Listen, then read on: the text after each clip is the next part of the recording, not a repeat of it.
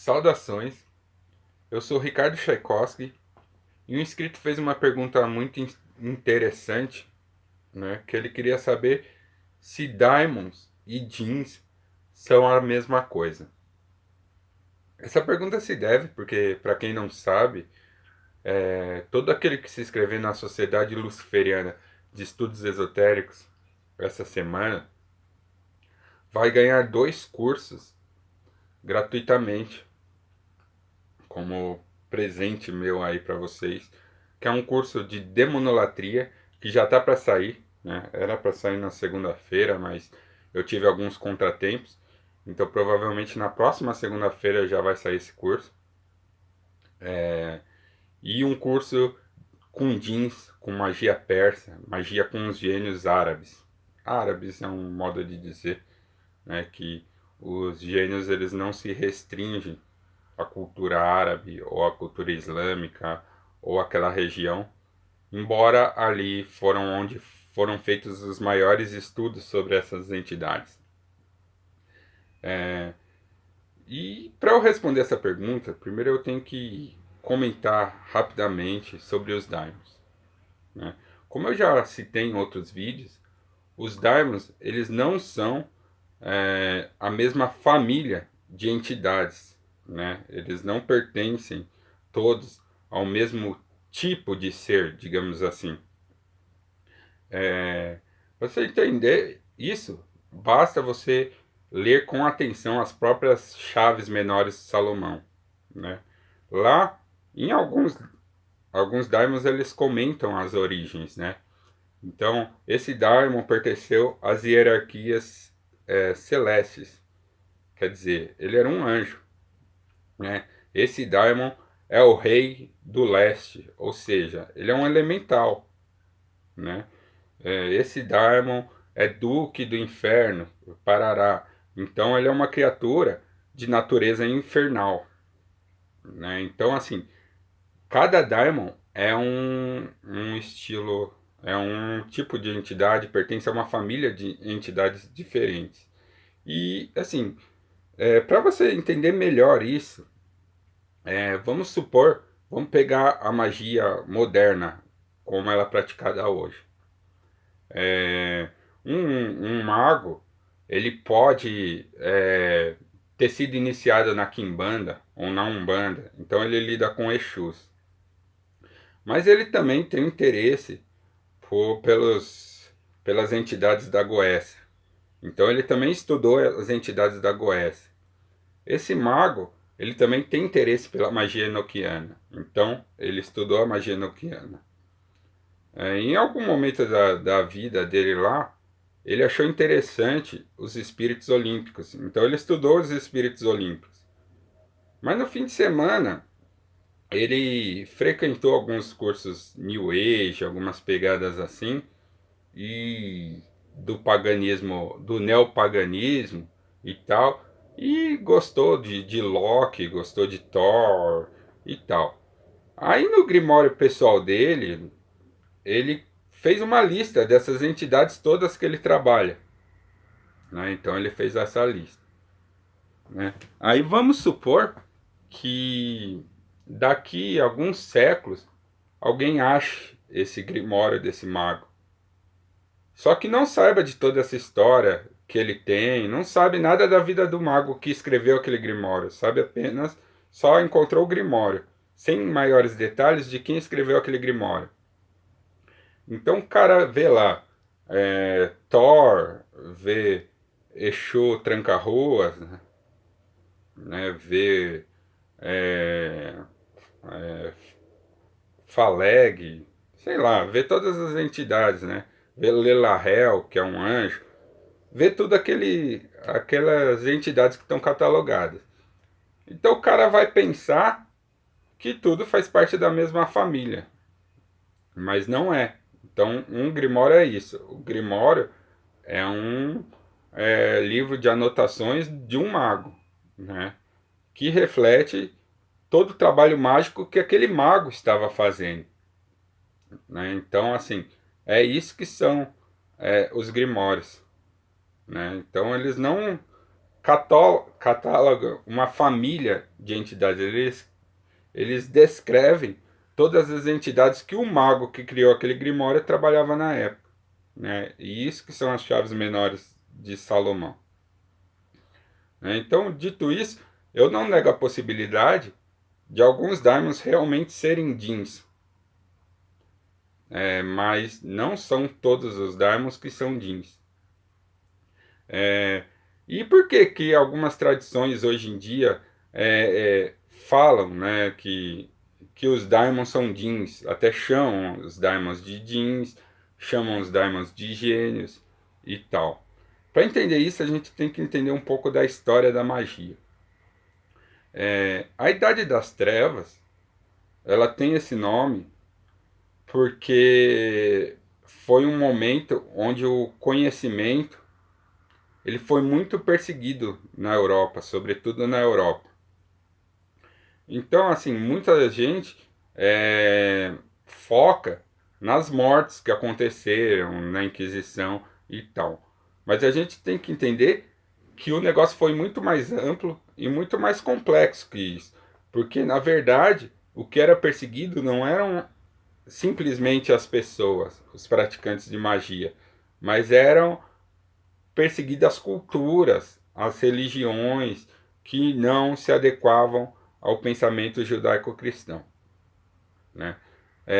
Até um pensamento pseudo-judaico-cristão, na verdade, o pensamento das pessoas que estavam ali na linha de frente, que eram os líderes, né? Então, assim, é, então a filosofia foi perseguida e tal, e o que era encontrado desse material era destruído, era queimado. Alguns clérigos, alguns padres, alguns monges, eles conseguiram preservar um ou outro conhecimento. Pessoas que eram mais iluminadas e tal, eles realmente falaram, não vou destruir isso, eu vou guardar isso aqui para mim. Mas era uma minoria de pessoas, de clérigos que faziam isso. A maioria destruía mesmo. E até mesmo esses clérigos tinham que fazer isso com um certo cuidado. Porque se eles fossem pegos com esse material, não importavam que ele pertencia à igreja, eles também seriam perseguidos e mortos. Então, onde que se preservou esse conhecimento? Os mages, que eram os magos ali do Oriente, né, eles já haviam entrado em contato com diversas culturas, né? E eles tinham como costume preservar aquela cultura. Então, assim, a matemática, a filosofia grega, a própria mitologia grega, ela só chegou a nós hoje em dia porque muito desse conhecimento ele foi preservado pelos grandes pensadores, até mesmo os pensadores do Islã, né? Que o Islã, antes de ser esse Islã que nós conhecemos hoje, dos extremistas, não estou falando que o Islã é totalmente extremista, né? Tal qual o catolicismo e tal qual qualquer outra religião, existem vários tipos de pessoas que compõem essa egrégora, né? Então, eles preservaram esse conhecimento. Só que como que era preservado esse conhecimento? Esse conhecimento ele não era. A gente não tinha impressora, né? Então o que que acontecia? Um mago pegava. Para quem não sabe, esse aqui é o meu livro, né? Mas vamos supor que esse seja o meu grimório. Aí eu chegava pro um mago, né? Chegava para você e falava assim: ó, Tó, copia e depois você me devolve. Aí o cara ia lá copiar. Só que quando ele não copiava palavra por palavra. Ele lia aqui meu livro, e depois preservava as ideias que ele achava mais interessante e importante. Então, quando os magos entraram em contato com os papiros mágicos ali greco-egípcios, que foi, né, realmente da onde se iniciou toda a tradição aí da magia ocidental, quando eles pegavam o conhecimento dos hebreus, né, da Kabbalah, das entidades ali que os hebreus lidavam, eles copiavam aquilo da maneira como eles catalogavam essas entidades, da maneira como eles catalogavam os jeans, tá? Porque eles já trabalhavam com jeans, eles tinham todo um estudo sobre jeans, então eles catalogavam isso, né? Então eles colocavam os daimons, catalogavam igual eles catalogavam os jeans. E depois, quando esse conhecimento realmente começou o iluminismo, que começou a ser deixado de lado a Idade das Trevas e todos esses conceitos, que os magos europeus novamente pegaram esses manuscritos que estavam em posse dos magi ali do Oriente, eles, tipo, né, falaram, o cara catalogou igual jeans, e aí eles criaram os grimórios medievais da mesma forma que os magi catalogavam a entidade deles, né? Isso gerou uma confusão de termos, né? Para quem não conhecia essa história que eu falei, isso aí foi feito por um mago, né? Não exatamente uma tradição magística, mas um mago específico. Então eles falaram, isso é Jin, né? O cara colocou o Jin aqui e tal. E aí ficou, né? Aí os Daimons ficaram conhecidos como Jins. Mas por quê? Por causa de um método de catalogação, não porque eles são jeans, tá? Não sei se ficou claro, mas eu creio que ter ficado claro. Então é por isso que em muitas tradições os daimons são chamados de jeans, né? Agora o que são jeans? Isso é complexo e provavelmente no meu curso eu vou explicar detalhadamente, tá? Mas aqui para vocês entenderem, os jeans, eles também não são uma única família de entidades, né? Existem várias tribos de jeans.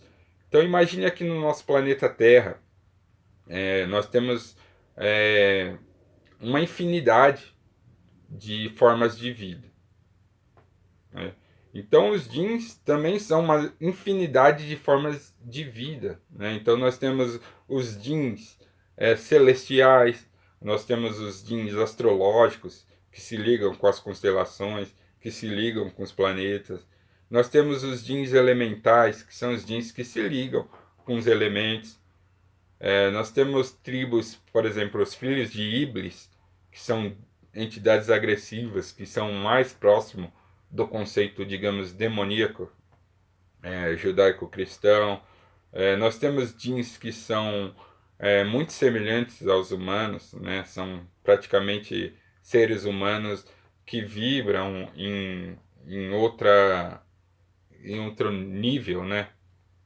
Então, nós temos jeans que eram os espíritos dos mortos, né? Então, nós temos jeans aí.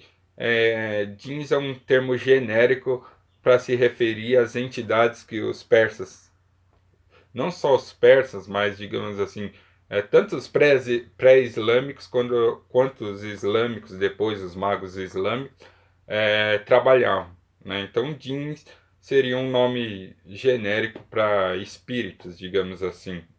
É para vocês entenderem, tá? Não é exatamente porque se eu falo assim, jeans é como eles se referiam a espíritos, você já vai associar a noção de espíritos do Ocidente. E não é bem isso, tá? Mas é só para vocês fazerem uma analogia aí. Então, jeans é uma forma genérica de você catalogar também as entidades que os árabes trabalhavam, né? Então, assim, alguns jeans são daimon também, né? Então você tem que entender tudo essa questão da termologia, tá? Mas a gente não pode falar estritamente que jeans são daimon.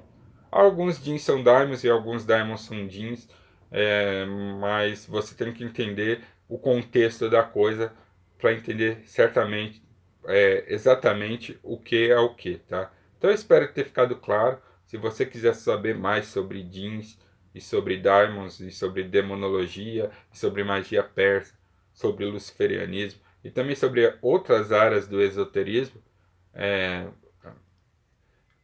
faça parte da Sociedade Luciferiana de Estudos Esotéricos, que nós estamos fazendo vários estudos sobre isso. eu estou mandando para o pessoal. Agora eu acabei de criar o Grimório das Divindades Patronais da nossa egrégora, que eu também estou dando aí para quem se afiliou, já recebeu direto esse material. Então é isso aí. Considere entrar para a Sociedade Luciferana de Estudos Esotéricos, tá bom? Para a gente compartilhar conhecimento. Sou Ricardo Tchaikovsky, força e honra.